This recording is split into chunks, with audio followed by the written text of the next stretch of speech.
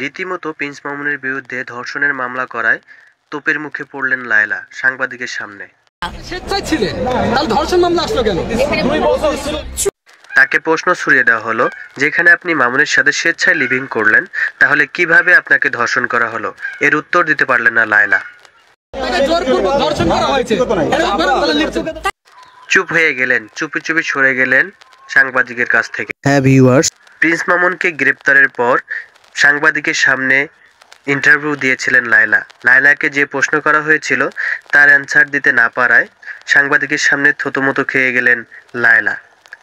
তাকে প্রশ্ন করা হয়েছিল, আপনার এবং মামুনের বয়সের ফারাক তো অনেক, তাহলে কেন আপনি মামুনের সাথে সম্পর্কে লিপ্ত হলেন? যেখানে মামুন আপনাকে ব্যবহার করছে, আপনি তার বয়সে বড় হয়েও কেন বুঝতে পারলেন না? এই প্রশ্নগুলো ছুড়ে দিলেন সাংবাদিক তো প্রশ্ন করেই বসলেন, আপনারা যে লিভ টুগেদার করলেন, বাংলাদেশে কি লিভ টুগেদার আদৌ বৈধ?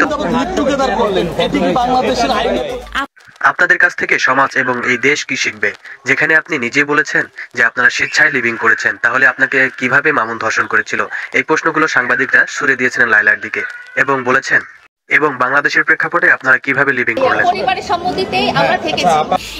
এর প্রেক্ষিতে লায়লা বলেন যে আমরা পরিবারের সম্মতি নিয়েই একসাথে লিভিং করেছি। তবে ধর্ষণ কিভাবে করলো তার উত্তর দিতে পারলেন না লায়লা। রীতিমতো থতমত খেয়ে গেলেন তিনি। তার উকিলরা তার হয়ে উত্তর দিলেন। উকিলদেরকেও প্রশ্ন ছুড়ে দিলেন এক সাংবাদিক, তবে কি বাংলাদেশে লিভিং বৈধ হয়েছে? আপনারা তো সেটাই বোঝাতে চাইছেন। তখন তার উকিল বলেন, না, আমরা এটা বোঝাতে চাইনি। বরং লায়লার উকিলরা সাংবাদিকদের উদ্দেশ্যে বলেন, ব্যক্তিগত প্রশ্ন এখানে করবেন না, আইন নিয়ে প্রশ্ন করুন। তখন এক সাংবাদিক ভাই বলেই বসেন, লায়লা তো নিজে ব্যক্তিগত সব কথাই বলছে, তাহলে কেন ব্যক্তিগত প্রশ্ন করবো না? সাংবাদিকদের একটাই প্রশ্ন, মামুন আপনাকে কিভাবে ধর্ষণ করলো? আপনি তো স্বেচ্ছায় মামুনের সঙ্গে একসাথে ছিলেন।